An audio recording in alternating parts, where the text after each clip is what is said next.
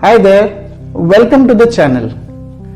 Now COVID has made a new normal for all of us, and under this new normal, has the hiring process undergone any change? Well, the biggest change we see is the movement from the traditional physical face-to-face interviews to the virtual ones. In this video, I am going to talk about virtual interviews and how to prepare for virtual interviews. I will share some tips and tricks to prepare for virtual interviews so that the next round of interview that you undergo, you can appear them very confidently. If you like the content in our channel, please like, share and comment and subscribe as well.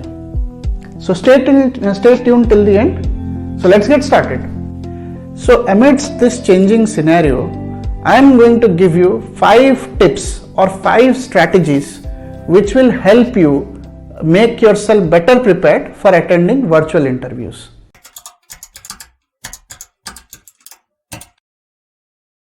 Now before we proceed to discuss the preparation strategy, I want to talk about what does this mean for the recruiter.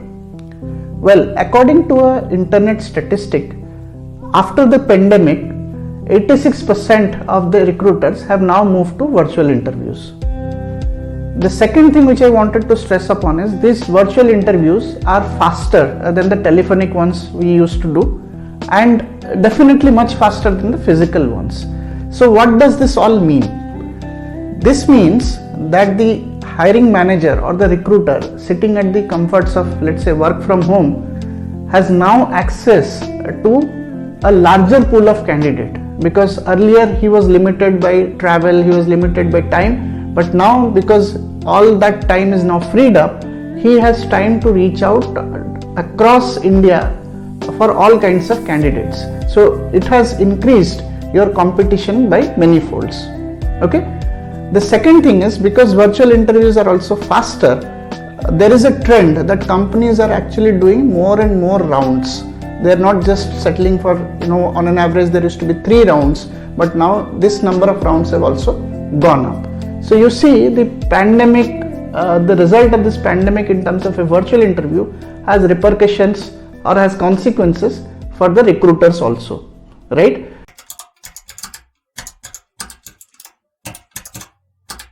Now what does this mean for the candidates? Of course, if the recruiter has now access to bigger talent pool, it means enhanced and increased competition. Second, if the virtual interviews are faster, then of course it also means that there will be more rounds for the candidates, right? So you need to be more prepared for more rounds. So for a fresher, more rounds could be more of these online tests like psychometry, etc., which used to happen. It might just get augmented with more online tests. For an experienced candidate, it could be more number of face-to-face rounds, of course online, but more number of rounds, right? So these are the two top consequences that happens when we move to online interviews. Tip number 1: be punctual. Log in 5 minutes early into the virtual meet. Now, if you look at how it used to happen. So let's say earlier it used to be like let's say it's an off-campus interview, then anyways you will go at the venue and wait. So there is no chance that you would get late going to the panel. Similarly, if it's a on-campus job, then there are coordinators in the college who ensure that you go to the panel on time. But in a virtual interview, there is no such luxury. The onus is completely on you. So you have to ensure that you log in 5 minutes early. And trust me, when you do so, it sends out a very strong professional signal to the recruiter. And it goes a long way, because it sort of sets the tone for your interview.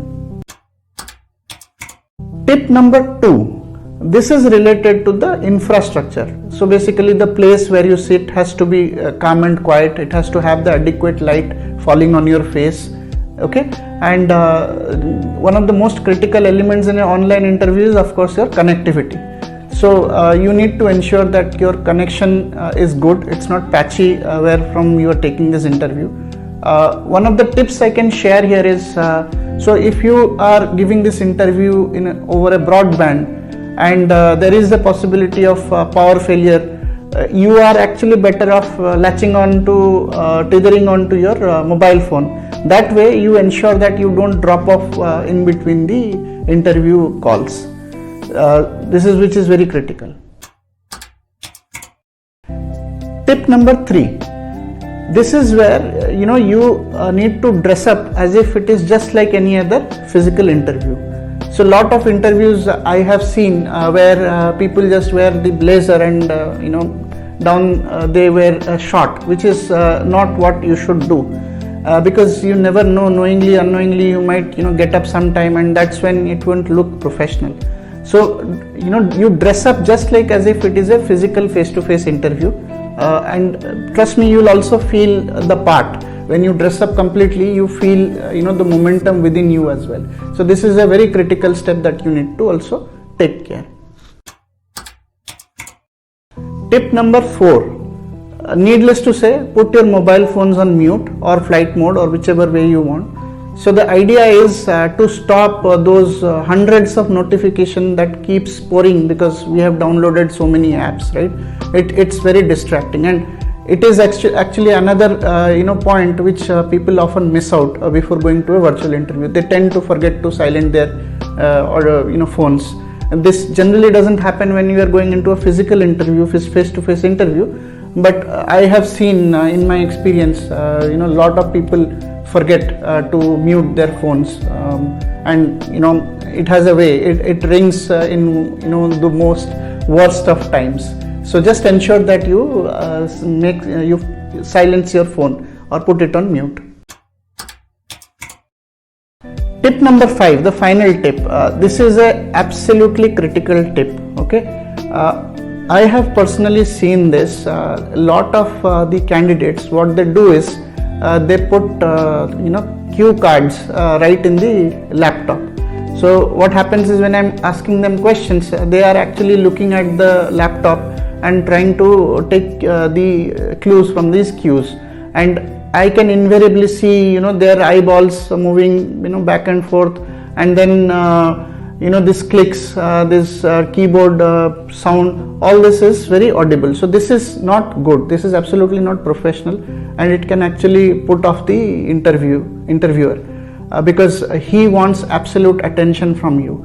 So if you really need cue cards, make your small cue cards, keep it in the wall in front of you so that you can read from them, but don't try to read from the laptop, search from the laptop. That is absolutely not okay, because if you do that, it is very easy to catch. Okay, so that was tip number 5 for you.